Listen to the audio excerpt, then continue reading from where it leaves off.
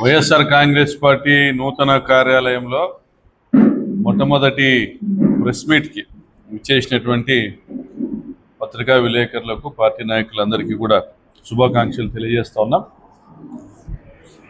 ఈ మధ్య రాష్ట్ర మంత్రివర్యులు నారా లోకేష్ గారు అనంతపురం జిల్లాకు వచ్చి వెళ్ళడం జరిగింది. తదనంతరం జరిగిన పరిణామాల్లో వారి వద్ద జరిగిన చర్చల్లో అంతకుముందు ప్రభుత్వం వారికి అందజేసిన నివేదికలో తోపుతుర్తి ప్రకాష్ రెడ్డి అనేవాడు అనంతపురం జిల్లా కేంద్రంలో ఉండి ప్రభుత్వం చేస్తున్నటువంటి ప్రజాప్రతినిధులు చేస్తున్నటువంటి దుర్మార్గాలను ఎండగడుతూ ప్రజలను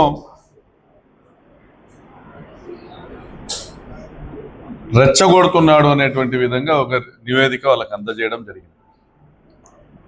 సో ప్రకాష్ రెడ్డి అనేటువంటి వ్యక్తిని అనంతపురం పరిసర ప్రాంతాల్లో తిరగనీయకుండా రిస్ట్రిక్ట్ చేయాలనేటువంటి ఒక నిర్ణయం తీసుకోవడం జరిగింది. మరి నారా లోకేష్ వచ్చిన తర్వాత నాకు తెలిసి బహుశా 14వ తారీఖు 15వ తారీఖు ఆ నిర్ణయాన్ని ఇంప్లిమెంట్ చేయడం జరిగింది.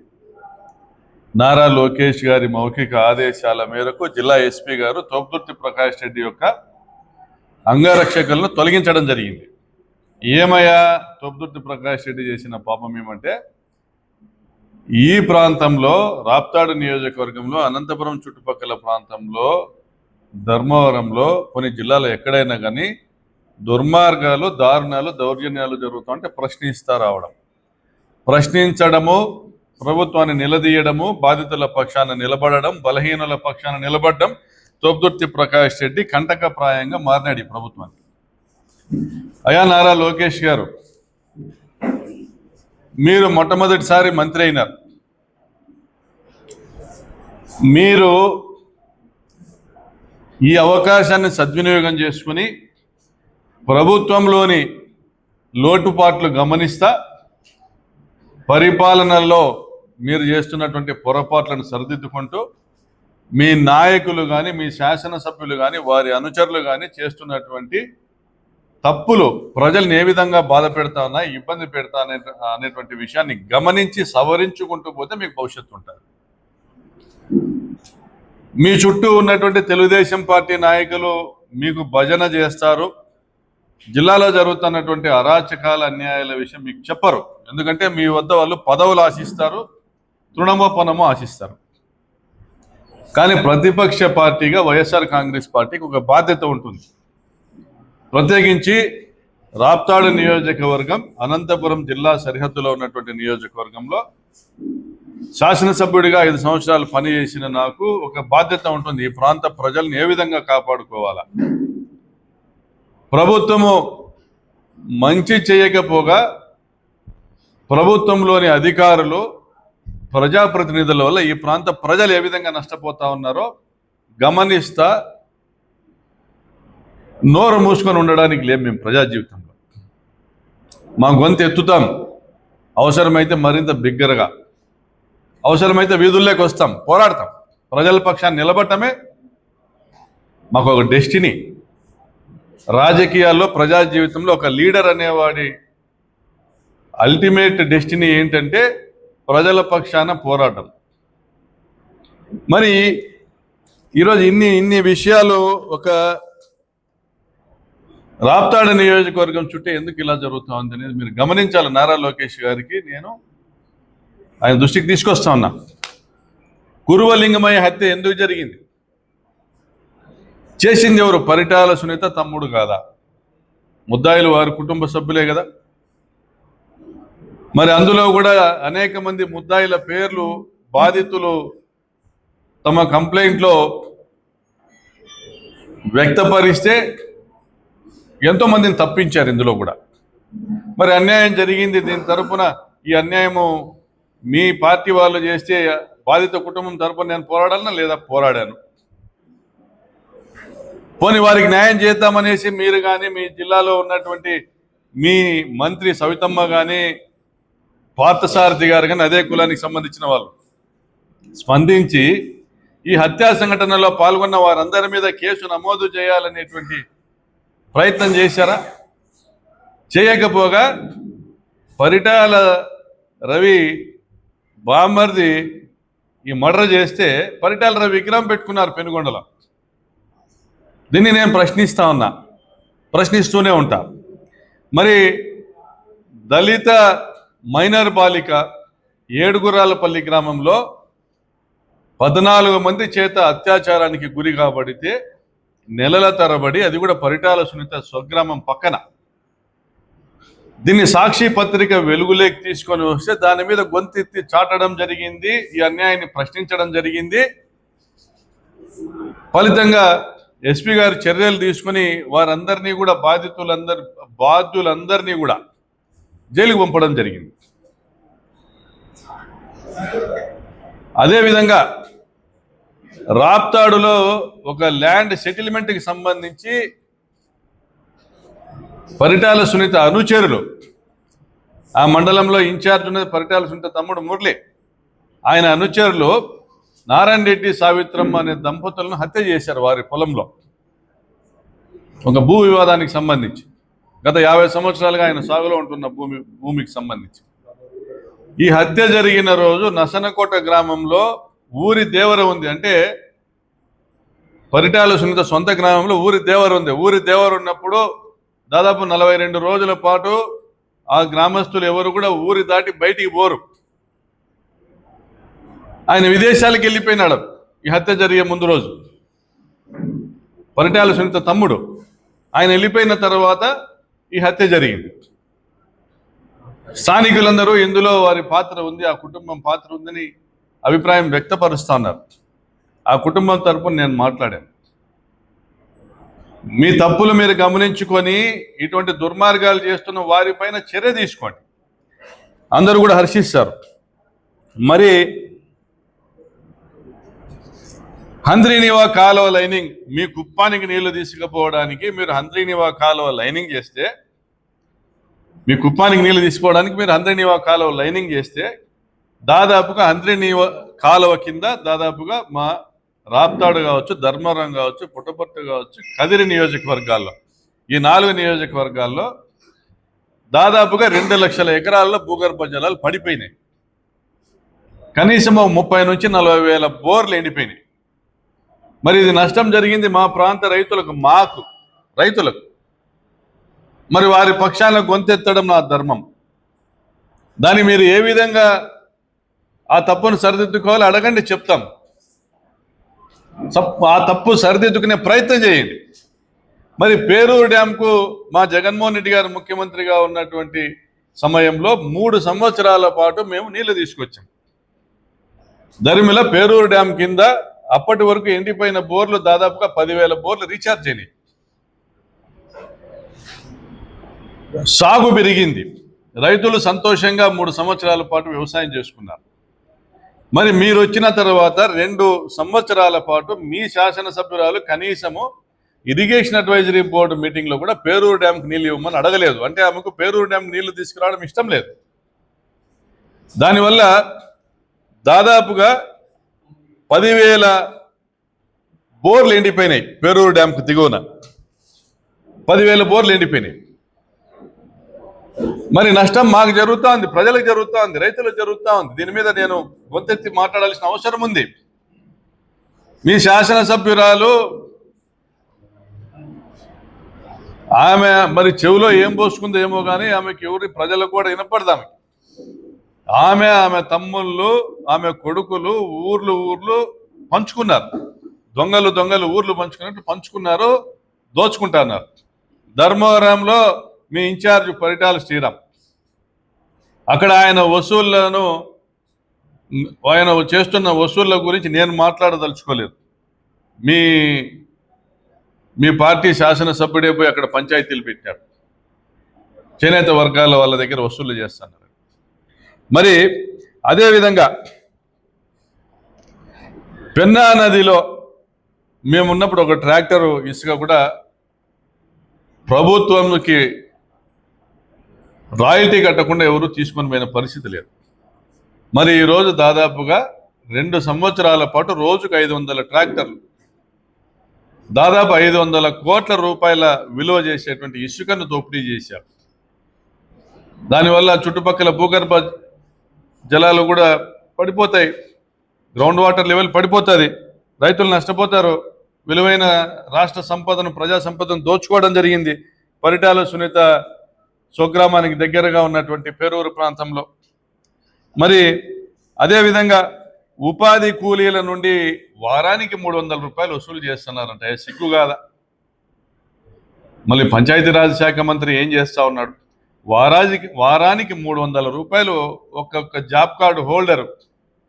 అంటే మా దగ్గర దాదాపు 1,00,000 మంది జాబ్ కార్డు హోల్డర్స్ ఉన్నారు, యాక్టివ్ వర్కర్స్ ఉన్నారు, ఉపాధి హామీ కూలీలు ఉన్నారు.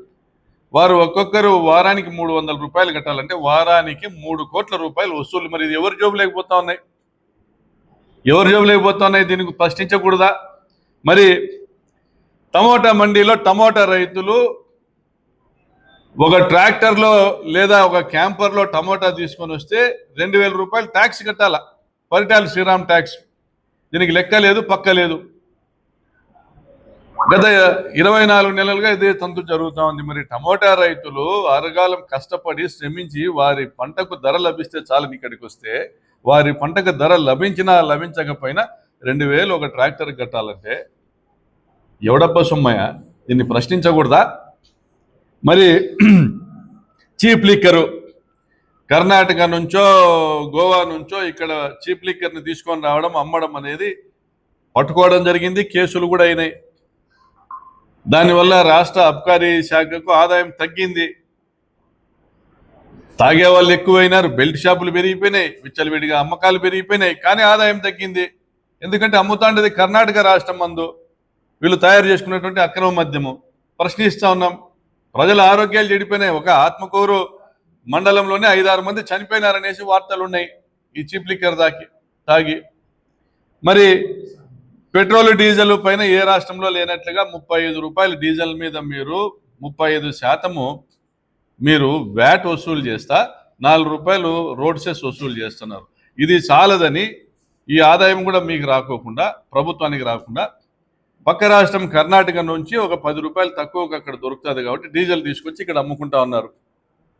పరిటాల సునీత స్వగ్రామం పక్కనే కర్ణాటక చెక్ పోస్ట్ ఉంది, ఎగుపల్లి చెక్ పోస్టు. మరి ఇది కాకుండా పీడిఎస్ పబ్లిక్ డిస్ట్రిబ్యూషన్ సిస్టమ్ ద్వారా ఎఫ్పి షాపుల నుంచి, అంటే రేషన్ షాపుల బియ్యము పేదలకు అందాల్సిన బియ్యాన్ని కూడా గత 25 సంవత్సరాలుగా అమ్ముకుంటా ఉన్నారు.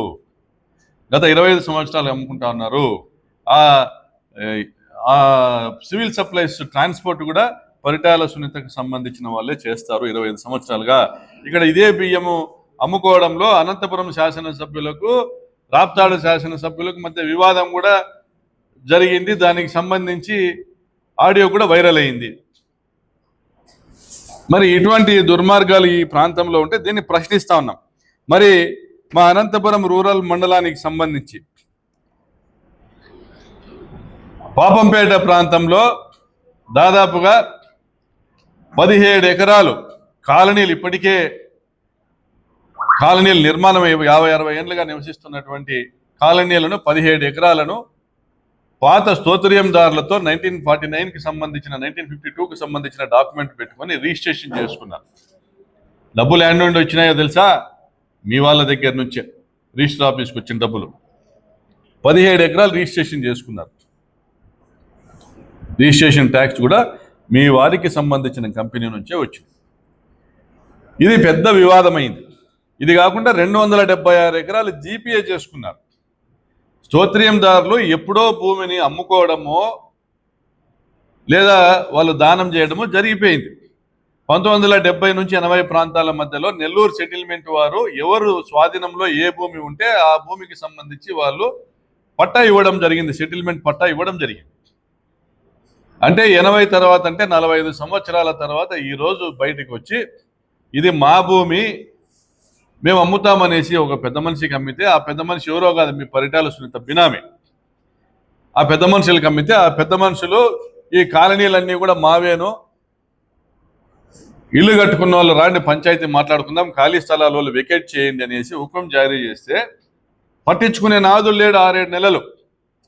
మేము దీంట్లోకి ఈ సమస్యను చేపట్టి దీంట్లో పరిష్కారం కనుగొని ఏం జరుగుతుంది దీని వెనకాల ఎవరున్నారనేది ఆరాధిస్తే కలెక్టర్ గారికి విజ్ఞప్తి చేస్తే అన్ని పార్టీలు అక్కడ మీటింగులు పెట్టి అన్ని రాజకీయ పార్టీలకు ఇది దుర్మార్గము.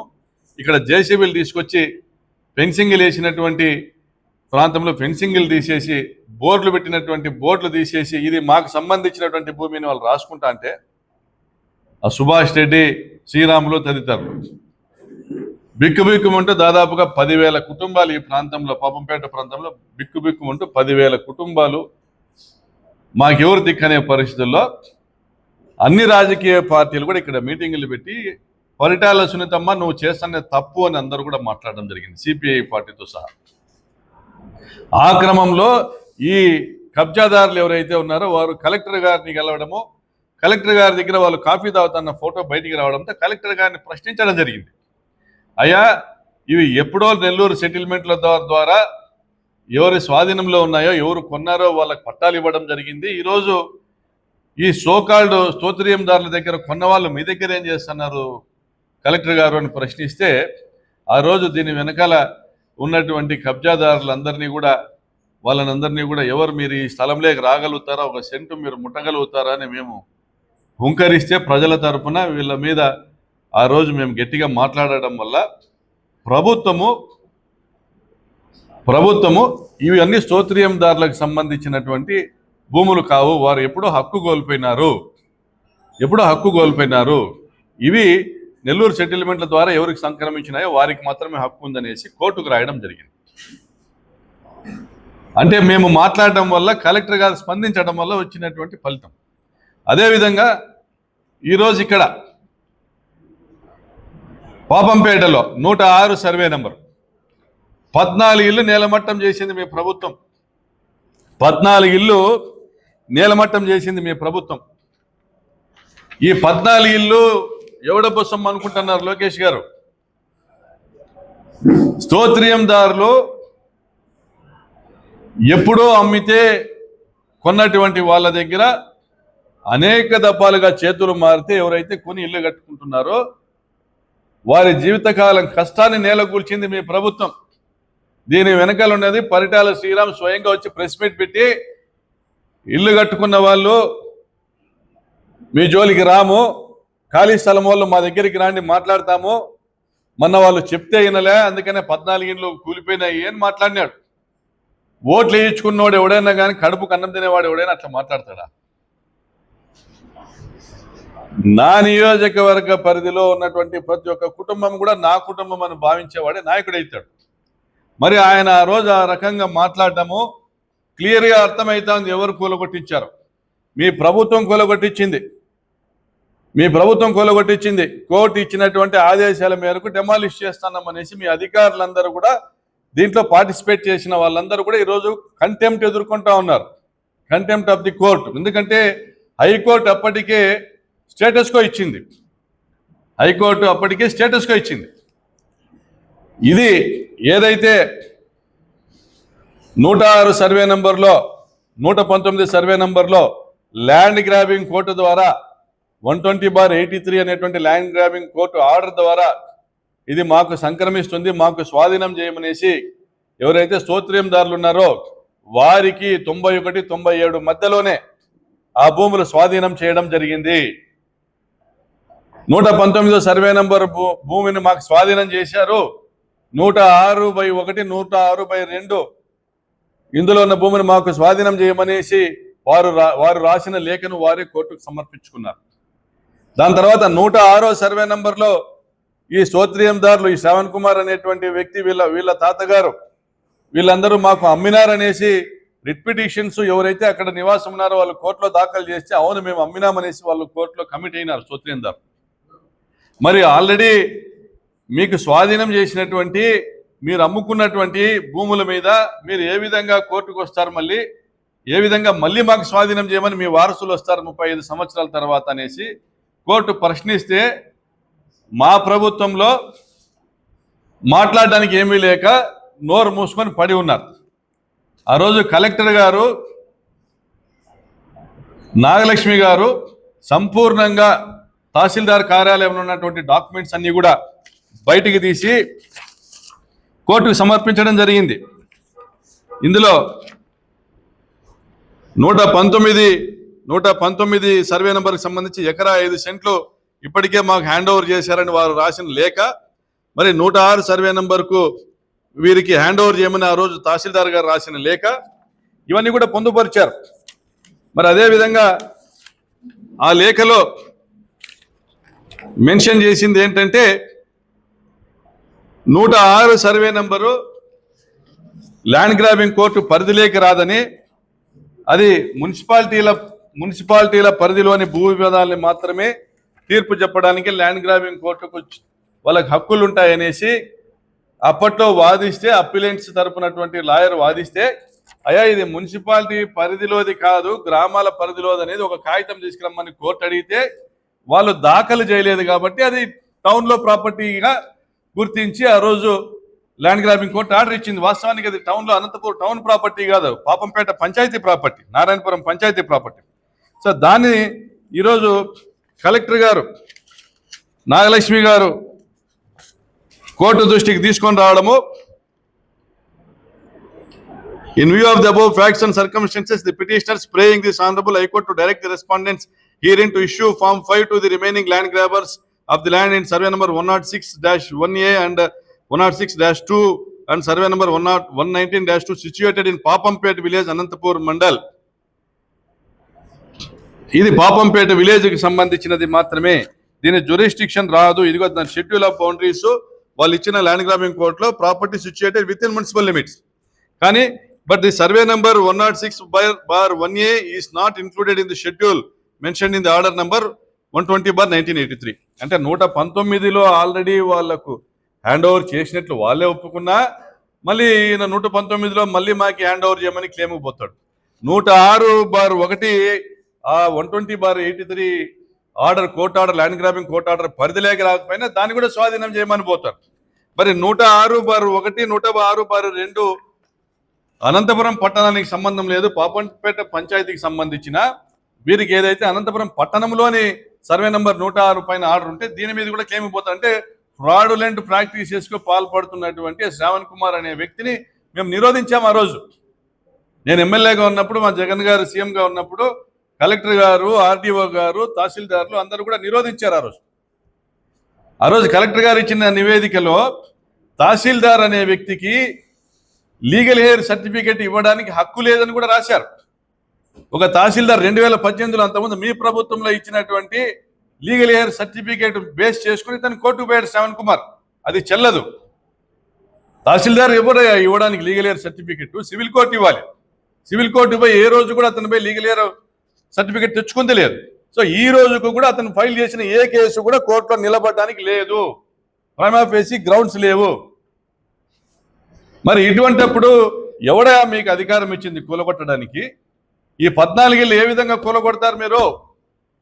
మీరు అన్యాయం చేశారు కాబట్టి ఆ 14 కుటుంబాలకు దాదాపుగా 50 కోట్ల ఆస్తి నష్టం చేశారు మీరు. కాబట్టి వెంటనే హైకోర్టు స్పందించి ఆ రోజు మేము మాజీ అడ్వకేట్ జనరల్ శ్రీరామ్ గారిని పెట్టుకుని హైకోర్టుకు పోవడము, స్టేటస్ కో తీసుకొని రావడం జరిగింది. ఇది ఈ 111 పేజీల నివేదికలు కలెక్టర్ గారికి, డీజీ గారికి, ఎస్పీ గారికి పంపడం జరుగుతుంది. ఇందులో ఏముందో చూడండి. ఏంటంటే ఘాట్లో కట్టేయండి అనేటువంటి విధానం కరెక్ట్ కాదు. పైన కోర్టు ఆర్డర్ ఇచ్చింది, ఒకరు మహేందర్ రెడ్డి అని ఒక లాయరు, కొంతమంది పిటిషనర్స్ మేము వాళ్ళు ల్యాండ్ గ్రాబింగ్ కోర్టు ప్రకారం పోతామని కన్సెంట్ ఇవ్వడం వల్ల వాళ్ళు తెచ్చుకున్నారు. అంటే ఇందులో కూడా కొంతమందిని లోపరుచుకొని వీళ్ళ ద్వారా ఒకరిద్దరి ద్వారా కన్సెంట్ తెచ్చుకొని మొత్తము ఆడున్న 4.5 ఎకరాలోను 4 ఎకరాల 68 సెంటర్లో ఉన్న ఇల్లు కొట్టేసేటువంటి ప్రయత్నం మీరు చేస్తుంటే అడ్డుకున్నాం. ప్రజల పక్షాన్ని నిలబడినాం. లోకేష్ గారు ఇంటర్ఫియర్ కాండి, కళ్ళు తెరుచుకోండి, ఏం జరుగుతుంది ఈ ప్రాంతంలో. మొన్న ఇదే 14 సెంట్లకు సంబంధించిన 68 సెంట్లు 14 ఇండ్లకు సంబంధించి డెమాలిష్ అయినాయో ఆ 68 సెంట్ల భూమి దగ్గరికి ఒక లాయర్ని తీసుకొచ్చి శ్రావణ్ కుమార్ అనే వ్యక్తి, మరో కొత్త బిచ్చగాన్ని తీసుకొని వచ్చి శరబారెడ్డి అంటారు, మరో కొత్త బిచ్చగాన్ని తీసుకొచ్చి అక్కడ ఉన్నటువంటి బాధితులను బెదిరిస్తా, అడ్డుకోబోయిన ప్రజల్ని బెదిరిస్తా తోస్తా ఉన్నారు. పోలీసుల వారి వద్దకి డిఐజీ గారికి మెసేజ్ పెట్టాం, ఎస్పీ గారికి మెసేజ్ పెట్టాం, కలెక్టర్ గారికి మెసేజ్ పెట్టాం, అందరు రెస్పాండ్ అయినారు. సిఐ గారి దగ్గరికి మా పేరూరు నాగిరెడ్డి గారు, మా అడ్వకేట్ గారు, మా లీగల్ సెల్ నాయకులు వెళ్ళారు, బాధితులు వెళ్ళారు. తర్వాత చాలాసేపు గంట 2 గంటలు గందరగోళం నడిచిన తర్వాత పోలీసు వారు అక్కడికి వెళ్ళి ఇక్కడ ఎవరు మీరు దీంట్లోకి రావడానికి లేదు, ఇరుపక్షాలు కూడా దీంట్లోకి రాకూడదు అనేసి చెప్పడం జరిగింది. ఒక ఫోన్ చేయగానే ఇట్లా జరుగుతుంది అన్నప్పుడే స్పందించాల్సినటువంటి పోలీసులు 2 గంటలు టైం తీసుకున్నారు. అంటే బలమున్నోడిదే రాజ్యం నిరూపించాలనే వాడు వచ్చినోడు ఈ బాధితులకు చెప్తా అన్నాడంట, అంతా మేము మాట్లాడేసుకున్నాం, మా కోర్టు ఆర్డర్ వచ్చేస్తుంది, మాకు అంతా మాట్లాడేసుకున్నాము, శ్రీరామ్కు 60 ప్రకాష్ రెడ్డికి 40 అని చెప్తానాడంట వాడు 420. అరే నీ అబ్బా జాగిరారా నువ్వు నేను పంచుకునేదానికి? ప్రజల సొమ్మరా 14 మంది వాళ్ళ జీవితకాల కష్టము, వాళ్ళ కాళ్ళు మొక్కి మీ ప్రభుత్వము మీ యంత్రాంగము ఇక్కడున్న ప్రజాప్రతినిధి వాళ్ళ కాళ్ళు మొక్కి తప్పు చేసినామనేసి వాళ్ళకి క్షమించమని కోరి వాళ్ళకి ఇల్లు కట్టించిన రోజే వాళ్ళకి న్యాయం జరిగినట్లు. అంతవరకు కూడా పోరాటానికి తోపుదొత్తి ప్రకాష్ రెడ్డి ఉంటాడు. ఇటువంటి దుర్మార్గాలు జరుగుతున్నప్పుడు మీరు కళ్ళు తెరిచి లోకేష్ గారు మీరు దీనిపైన స్పందించాలా. ఆర్టీటీకి అన్యాయం చేశారు, ఆర్టీటీకి మీరు అన్యాయం చేశారు.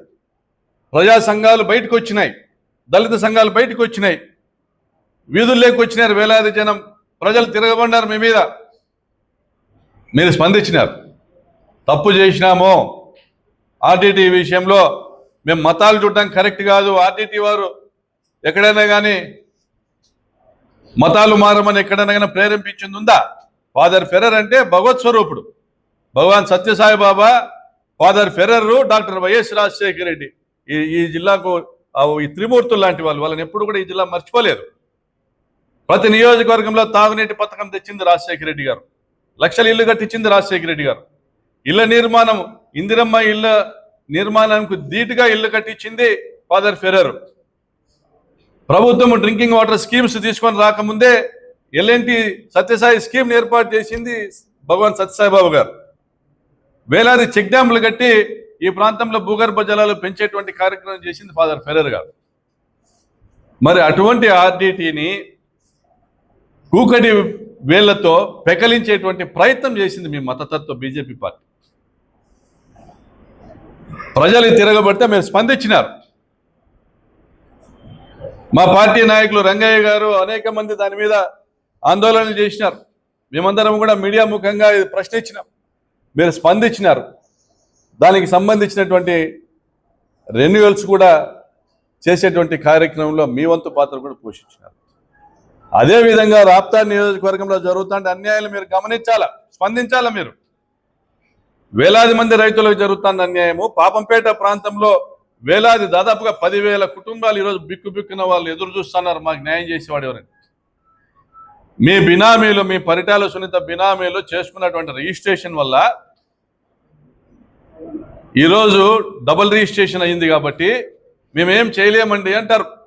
మీ రిజిస్ట్రేషన్ ఆఫీసర్, జిల్లా రిజిస్టర్, మేమేం చేయలేం సార్, ఎవరైతే రిజిస్ట్రేషన్ చేసుకున్నారో వాళ్ళే వచ్చి దీన్ని రిజిస్ట్రేషన్ రద్దుపరచుకోవాలా లేదా కోర్టు రద్దుపరచాలా, కోర్టు న్యాయం చెప్పడానికి ఏళ్ళు పడుతుంది.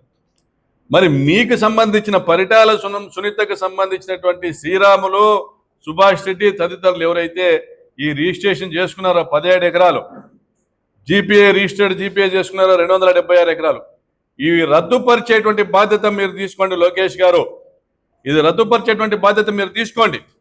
పాపంపేటలో 10,000 కుటుంబాలు బిక్కుబిక్కుమని బతుకుతానే ఈరోజు 14 ఇళ్ళు కూలగొట్టినారు. మొన్న వచ్చినోడు ఏం చెప్తున్నాడు, వాడు ఇవే కాదు ఇంకా మొత్తం పాపంపేట అంతా కూలుస్తామంటాడు. వాని తల నేల కూలుస్తాం తప్ప పాపంపేటలో ఒక ఇల్లు కూడా కూలనేవేమి, ఇంకా ఒక ఇల్లు కూడా. ఇంత దుర్మార్గంగా వ్యవహరిస్తా అంటే స్పందిస్తున్నాం, కడుపుకు అన్నం తింటున్నాం కాబట్టి విశ్వాసం ఉంది కాబట్టి ప్రజలు ఒకసారి నన్ను ఎన్నుకున్నారని విశ్వాసం ఉంది కాబట్టి. మీకు విశ్వాసం ఉంటే, ప్రజల పట్ల మిమ్మల్ని గెలిపించినారు, ప్రభుత్వం మీకు ఇచ్చినారనే విశ్వాసం ఉంటే స్పందించండి. పాపంపేట విషయంలో మీరు ఇక్కడ జరుగుతున్న అరాచకాన్ని అరికట్టండి. వాడు ఎవరో చేపించుకున్న రిజిస్టర్డ్ జీపీఏ ఉంది, అది రద్దుపరచండి. 17 ఎకరాలు రిజిస్ట్రేషన్ చేసుకున్నాడు, అవి రద్దుపరిపించండి. వాళ్ళు పెట్టిన 1 కోటో 2 కోట్ల ముష్టి వాళ్ళ కేసు మీరైనా రద్దుపరిపించమని మిమ్మల్ని విజ్ఞప్తి చేస్తున్నాం. అదేవిధంగా ప్రశ్నించే గొంతు లేనప్పుడు అరాచకం అనేది ప్రబలుతుంది. అది మీకే నష్టము. పూర్తిగా పుట్టి మునిగిపోయేంత వరకు మీరు కళ్ళు తెరవకపోతే ప్రజాస్వామ్యంలో తెలుగుదేశం పార్టీ ఉనికి లేకుండా కోల్పోతారనేది కూడా మిమ్మల్ని హెచ్చరిస్తూ, మీరు గన్మెన్లు తీసేసిన, నాకు జీవితకాలం గన్మెన్లు ఏం లేరు. రాజశేఖర రెడ్డి గారు 2009లో గన్మెన్ ఇచ్చారు 3 సంవత్సరాల పాటు. జగన్మోహన్ రెడ్డి గారు 5 సంవత్సరాల పాటు గన్మెన్లు ఇచ్చారు. ఇప్పుడు మీ ప్రభుత్వంలో 2 సంవత్సరాలు, 10 సంవత్సరాల పాటు నా ప్రాణానికి ముప్పు ఉంది, భద్రత అవసరం అనేసి నివేదికలు ఇచ్చినటువంటి అదే ప్రభుత్వ కార్యాలయాలు, ఎస్పీ కార్యాలయమే ఈరోజు నాకు కనీసం నోటీస్ పంపకుండా, థ్రెట్ పర్సెప్షన్ రిపోర్ట్ పంపకుండా, ఎస్ఆర్సీ తీసుకున్న నిర్ణయం కమ్యూనికేట్ చేయకుండా హుటాహుటిన పాపంపేటలో ఏ రోజైతే ఆక్రమించుకునేదానికి పరిటాల రవి ప్రధాన అనుచరుడైనటువంటి శరభారెడ్డి కుమార రామాంజనేయులు అక్కడ పోయి వాళ్ళు ఫెన్సింగ్ వేసేటువంటి ప్రయత్నం చేశారో, ఆ రోజు మా పార్టీ నాయకులు జెడ్పీటీసీ మాదిగా చంద్ర, మా మండల కన్వీనర్ పవను, అదేవిధంగా మా మాదన్న, మా ఎరికల ఈశ్వరయ్య, మా ఎంపీపీ వీళ్ళందరూ కూడా స్పందించి ప్రజల్ని తీసుకొని పోయి అక్కడ తిరగబడటం వల్ల, బాధితులు తీసుకొని పోయి తిరగబడటం వల్ల వాళ్ళు పలాయనం చిత్తగిచ్చినారు. ఆ రోజే మీరు తీసుకున్న నిర్ణయం ఇది. ఈడ 100 కోట్ల దోపిడీ చేసేటువంటి కార్యక్రమానికి ప్రకాష్ రెడ్డి అనేవాడు అడ్డు తగులుతాడు, వాడిని నిర్మూలించైనా కూడా పాపంపేటలో మీరు 100 కోట్లు వసూలు చేయాలనేటువంటి పన్నాగం మీరు పన్నారు కాబట్టి, మీ ప్రభుత్వం పన్నింది కాబట్టి మీరు మా గన్మెన్ సౌకర్యం తొలగించినారని మేము భావిస్తా ఉన్నాం. అది కూడా కోర్టు సెలవులు ఉన్నాయి కాబట్టి, హైకోర్టు వెకేషన్ ఉంది, ఈ 30 రోజులు భద్రత లేకుండా తిరగలేడు అనేది మీ కుటీల ఆలోచన. అదేవిధంగా హైకోర్టు సెలవు ఉంది కాబట్టి 30 రోజులు ఈ బాధితుల పక్షాన న్యాయాన్ని పోరాడేదానికి అవకాశం ఉండదు, ఇప్పుడే కబ్జా చేయాలనేటువంటి మీ కింద ఉన్నటువంటి మీ నాయకుల కుటీల ఆలోచన. ఇటువంటి దుర్మార్గపు ఆలోచనలు మానుకోండి.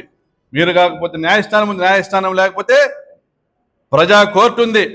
2014లో మీరు మా గన్మెన్లు తొలగించినప్పుడు 5 సంవత్సరాల పాటు వందలాది మంది నా చుట్టూ నా ప్రజలు నిలబడినారు. ఈ రోజు కూడా నా ప్రజలే నాకు రక్షగా ఉంటారు. రాప్తాడు నియోజకవర్గంలో ఎక్కడ అన్యాయం జరిగినా ప్రశ్నిస్తూనే ఉంటాను. ఖబర్దార్ లోకేష్ బాబు.